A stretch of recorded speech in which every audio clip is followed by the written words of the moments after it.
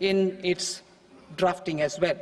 The new bill will be clear and direct in text, with close to half of the present law in terms of both chapters and words.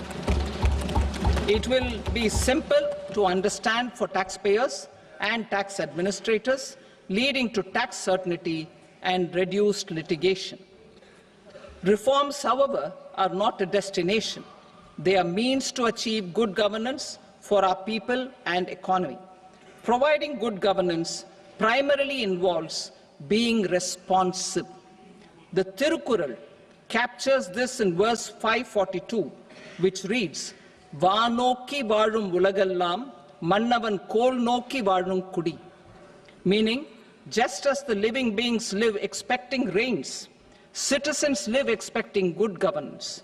Our government is committed to keeping an ear to the ground and a finger on the pulse and responding while balancing our national building efforts.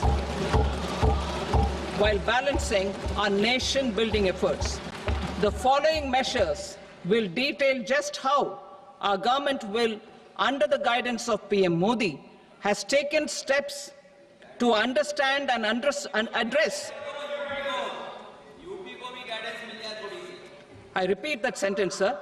The following measures will detail just how our government, under the guidance of PM Modi, has taken steps to understand and address the needs voiced by our citizens. My tax proposals are guided by this spirit.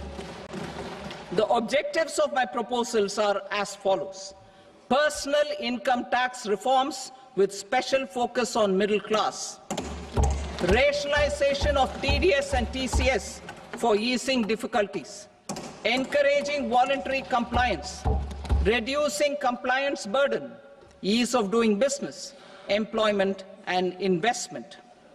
I will come to my proposal on personal income tax towards the end.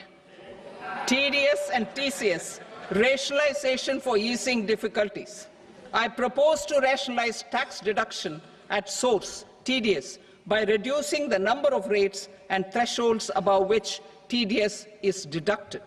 Further, threshold amounts for tax deduction will be increased for better clarity and uniformity. The limit for tax deduction on interest for senior citizens is being doubled from the present 50,000 rupees to 1 lakh rupees. Similarly, the annual limit of 2.40 lakh rupees for TDS on rent is being increased to 6 lakh rupees. This will reduce the number of transactions liable to TDS, thus benefiting small taxpayers receiving small payments. The threshold to collect tax at source, the TCS, on remittances under RBI's liberalized remittance scheme, the LRS, is proposed to be increased from 7 lakh to 10 lakhs. I also propose to remove TCS on remittances for education purposes, where such remittances is out of a loan taken from a specified financial institution. Both TDS and TCS are being applied on any transaction related to sale of goods. To prevent such compliance difficulties, I propose to omit the TCS. I also propose that the provisions of the higher TDS deduction will now apply only in non-PAN cases. In July 2024, the delay for payment of TDS up to the due date of filing statement was decriminalized. I propose to provide the same relaxation to TCS provisions as well.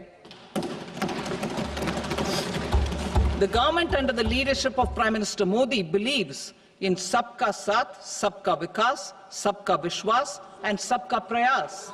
In line with this, we brought in updated return facility in 2022 for voluntary compliance by taxpayers who had omitted to report their correct income. Our trust in taxpayers was proved right. Nearly 90 lakh taxpayers voluntarily updated their incomes by paying additional tax. Taking this trust further, I now propose to extend the time limit to file updated returns for any assessment year from the current limit of 2 years to 4 years. I propose to reduce the compliance burden for small charitable trusts and institutions by increasing their period of registration from 5 years to 10 years. It is also proposed that disproportionate consequences do not arise for minor defaults, such as incomplete applications filed by charitable entities. Presently, taxpayers can claim the annual value of self-occupied properties as nil only on the fulfillment of certain conditions. Considering the difficulties faced by taxpayers, it is proposed to allow the benefit of 2 such self-occupied properties without any condition. To streamline the process of transfer pricing and to provide an alternative to yearly examination, I propose to introduce a scheme for determining arm's-length price of international transaction for a block period of 3 years. This will be in line with global best practices. With a view to reduce litigation and provide certainty in international taxation, the scope of safe harbor rules is being expanded. A number of senior and very senior citizens have very old national savings schemes accounts. As interest is no longer payable on such accounts, I propose to exempt withdrawals made from NSS by individuals on or after 29th August 2024.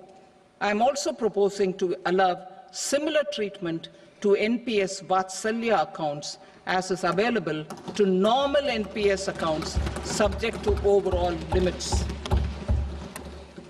In my speech in July 2024, I had promised that all processes, including giving effect to appellate orders, shall be digitalized and made paperless over the next 2 years.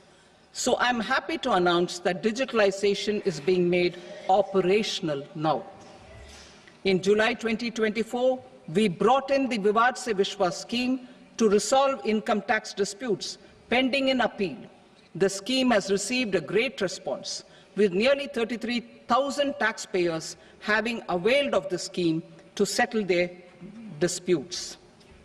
I have a few proposals to promote investment and employment. It is proposed to provide a presumptive taxation regime for non-residents who provide services to a resident company that is establishing or operating an electronics manufacturing facility. I further propose to introduce a safe harbor for tax certainty for non-residents who store components for supply to specified electronics manufacturing units. Presently, the tonnage tax scheme is available only to sea-going ships. The benefits of existing tonnage tax scheme are proposed to be extended to inland vessels registered under the Indian Vessels Act 2021 to promote inland water transport in the country. Extension for incorporation of startups. We continue to support the Indian startup ecosystem. I propose to extend the period of incorporation by 5 years to allow the benefit available to startups which are incorporated before 1/4/2030.